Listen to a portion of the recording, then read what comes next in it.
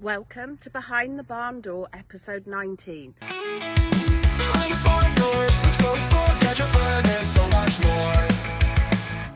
Now today I'm going to take you on a tour of the orchard at Cantref Adventure Farm. So people have grown fruit in orchards for thousands of years. It's great to be able to store over the winter when food is scarce. So you can eat it fresh, you can store it, you can dry it, you can turn it into jellies and preserves and chutneys, vinegars, all sorts of things. My favourite is to turn it into an apple crumble or an apple pie, and I'll bake plenty and put them away in the freezer for when I'm busy in the winter for a nice pudding after Sunday dinner. As well as being great for people, the fruit is really important for the environment. It provides a habitat and food for lots of wildlife. So birds and bees and all sorts of insects love the fruit.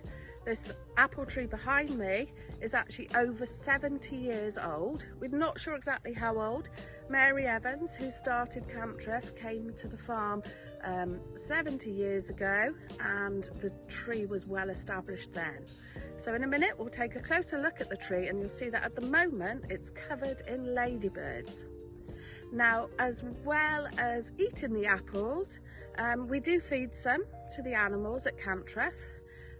So guinea pigs can't store vitamin C, so they have to have a daily supply of fresh vegetables and the occasional sweet treat. So we can't feed them too many apples because it's very sugary, so it wouldn't be good for them. But once a week they love a couple of slices of apple. So it's very important that we slice it up for them, making sure that they don't get any of the pips, because the pips are actually toxic to them. So I'm going to take you on a tour now to show you some of the other trees we've got here in the orchard at Cantref. So behind me here you can see the Cox apple tree. Now this is actually a really popular British variety, and the great thing about the Cox apple is that it stores really well in winter. These are perfect, whoop, I dropped one. These are perfect for putting in your kids' lunch boxes, making a really healthy treat. Now we've got quite a few Cox apple trees here in the orchard, and I must say this is my favourite variety. Moving on from the Cox apple tree, here we have a crab apple tree. Now these little apples are very small and hard, but they are actually a favourite with the wildlife. So birds and bees absolutely love these. They're also quite good for making jelly from. Okay, so the tree you can see behind me now is a Bramley apple tree. Now Bramley apples are a cooking variety, so they're great for making pies and tarts and crumbles, also apple sauce to go with your roast pork. This is a favourite with the wildlife, and as you can see from this windfall here, there's been a bird happily eating chunks of it. So it's a very large apple, it's quite sharp and tangy, so you'll often use sugar to sweeten it when you cook with it. Okay, so this tree here is a cherry tree. So this tree will blossom around about April, May time, and it's absolutely stunning when in full blossom. Its cherries will be ripe around about June, July time, depending on the weather. The birds absolutely love the cherries. They think they're a great treat. So now we come along to the Victoria plum tree, and as you can see, there's no fruit on this tree at the moment. So it produced its fruit in July and August. It was sweet and juicy and golden in colour, and the Victoria plum is perfect for making puddings. So here you can see we've got another damson tree, and it's got loads of juicy fruit ready to be picked. So I think we're going to make some jam out of this next week. Okay, so the tree behind me here is a Worcester apple tree. Now Worcester apples are not generally common commercially. They're a versatile apple, they're lovely to eat, and they're also not bad for cooking as well.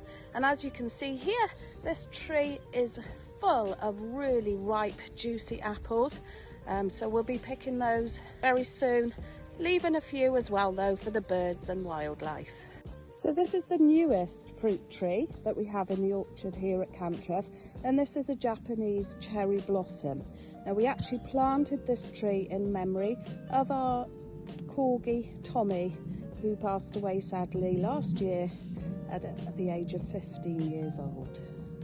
So as you can see, we've got several of the crab apple trees and Cox apple trees and Worcester apple trees. So they're all in full fruit at the moment. Now finally, we come to the conference pear tree. I can see some ladybirds here and some wasps buzzing around.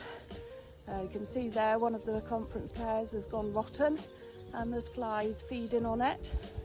So the conference pear is a classic variety. It's one of the nation's favourites. It's a lovely and sweet, juicy pear. Well, that brings us to the end of today's episode of Behind the Barn Door. We hope you've enjoyed seeing some of the fruit that we grow here on the farm at Cantref. We'd love to hear in the comments what your favourite fruit is. And don't forget to join in next week for our next episode of Behind the Barn Door. See you soon. Really juicy and sweet.